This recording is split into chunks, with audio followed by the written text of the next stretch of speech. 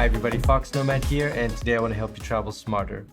So this is the 2020 MacBook Air, and this is also the 2020 MacBook Air. The difference is this is the early 2020 MacBook Air with Intel chip, and this is the 2020 MacBook Air with the M1 chip.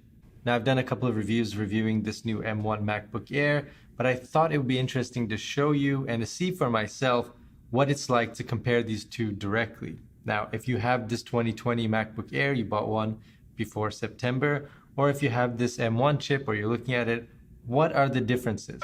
So starting off this performance battle, the battery life on this new M1 MacBook Air just completely blows away the old MacBook Air. It's weird calling it the old one because it's, just early 2020 model, but it gets about double the battery life, and it also doesn't have any fans. So it runs a lot quieter and a lot cooler. So those are some of the big differences in terms of what you'll notice in terms of the actual performance. But I thought I'd put these to the test, run a couple of apps, see how fast they open, and see how it all goes. All right, so let's do the first test, a pretty basic one. Let's see how fast both of these laptops boot up. I'm gonna use my handy stopwatch here. So we'll get that ready to go. Hit start, let that get a second or two in, and go.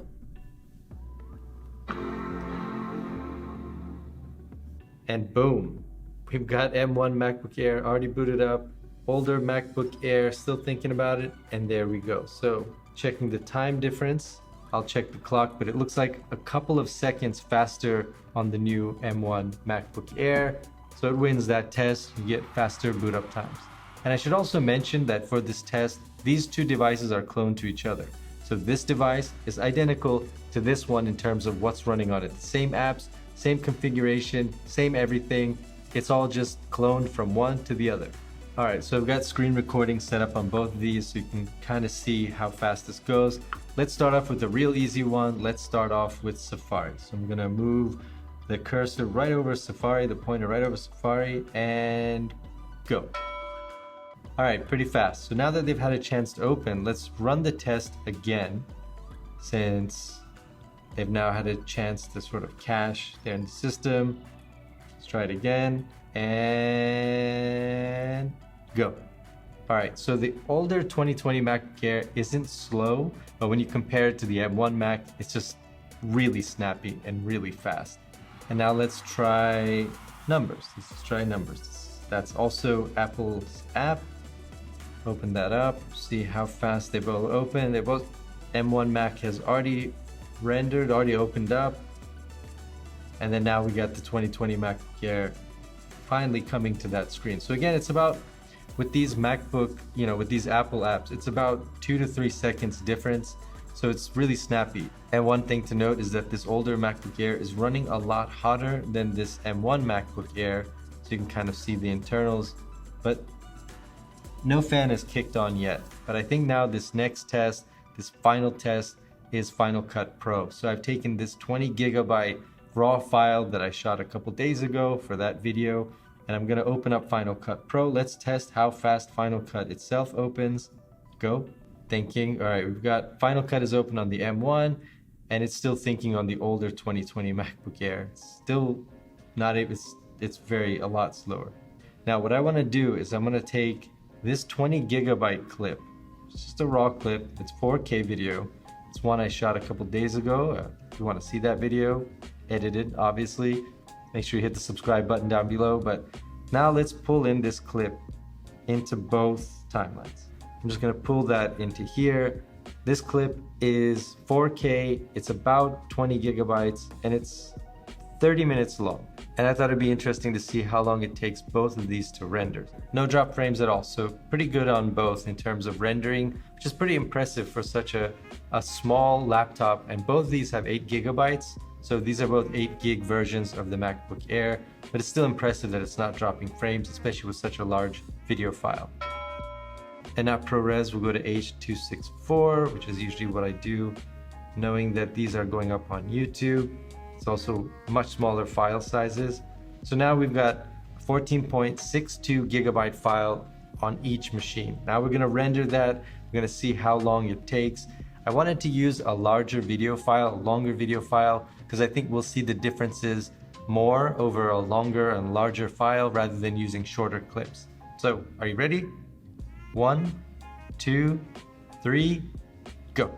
That was a little bit of a buzzkill. All right, I'm gonna save it into the movies folder. Now we can go. Are you ready?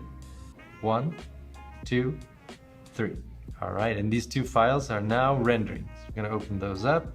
This is a pretty, large file, pretty intensive file. I wouldn't do any kind of heavy video editing on either of these machines. I use my larger MacBook Pro for that with the larger graphics card, more powerful graphics card, but it's an interesting test to see where these two will go. And it's interesting now, the older 2020 MacBook Air is at 1%. It's at 1%, it's running a lot hotter, a little bit louder, but it's at 1% in terms of rendering this file. And now the fans have really kicked up. Now what's interesting is this older MacBook Air is cranking up the fans because the processor is getting hotter as it's doing more work. And it's at 3% now as opposed to the 1% of the new M1 MacBook Air. And I wonder if that doesn't have something to do with the ability that it can cool itself. It's got those fans that it can kick in when things start to heat up, so it can maintain that higher level of processing and not worry as much about heat as the M1 does. But it's still pretty close. Now we're at 4% here and 2% on the M1 MacBook Air. And I think at this point, it's time for a nice, good old-fashioned time lapse to get us to the end and see how fast both of these machines were against each other.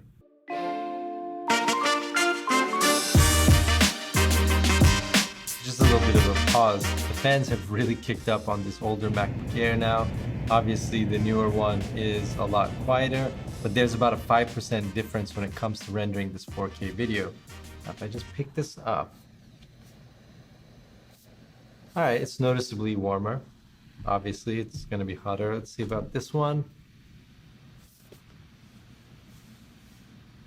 Yeah, there's a little bit of heat just right here, but it's not, can't really feel it in the rest of the bottom. Whereas if I take this older MacBook Air, yeah, the heat is just sort of dispersed throughout the entire body of the laptop. Whereas on the newer one, it's just isolated right on the air vents. Can't really feel the heat elsewhere. But they're still off to the races. 5% for older MacBook Air, 5% behind for newer MacBook Air, which is interesting, not what I expected. Back to time-lapse mode. Still going, but one thing that I should say, actually, I'm gonna take a little break from my phone, is that neither of these laptops, neither of these MacBook Air are plugged in. They're both running on battery power with a lot of battery life left, which is surprising to me. Can't do that on a lot of machines. You can't render a 30-minute 4K video on a single charge, or at least just be comfortable enough to not worry that the battery is gonna die. It's very impressive. The battery life on both of these machines is very impressive considering all of the work they're doing. And an update, now older MacBook Air is 7% ahead of newer MacBook Air.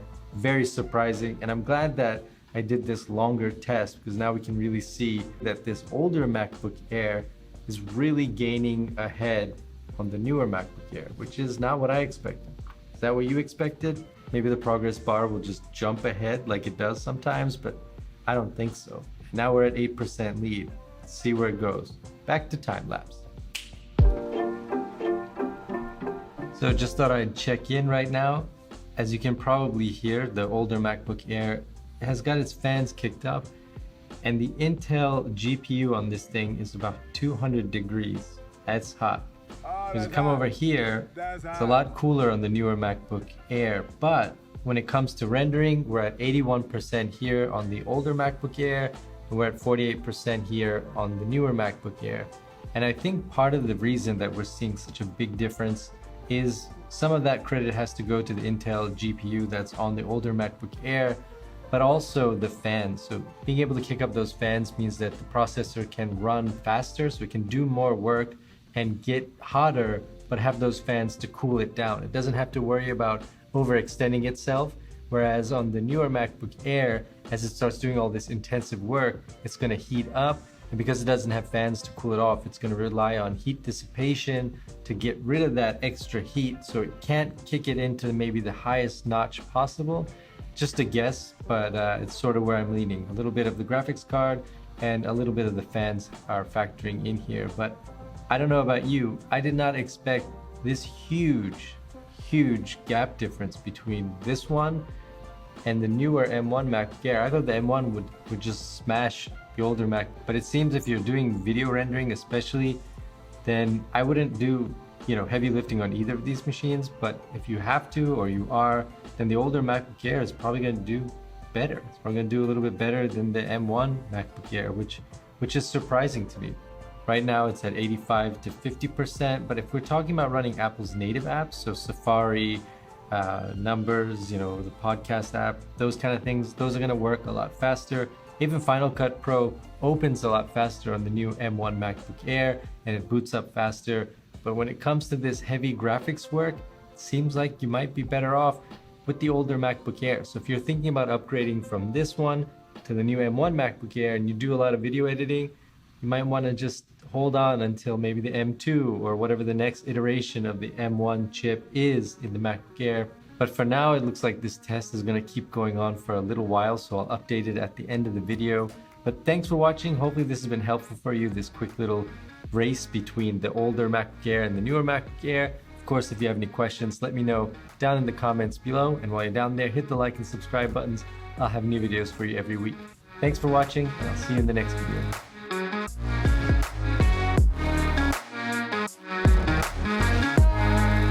Alright, so normally I would have a blooper here, but I really don't have a blooper. And I didn't expect it to take this long. I thought both of these machines, at least M1, would be done by now, but I have been filming for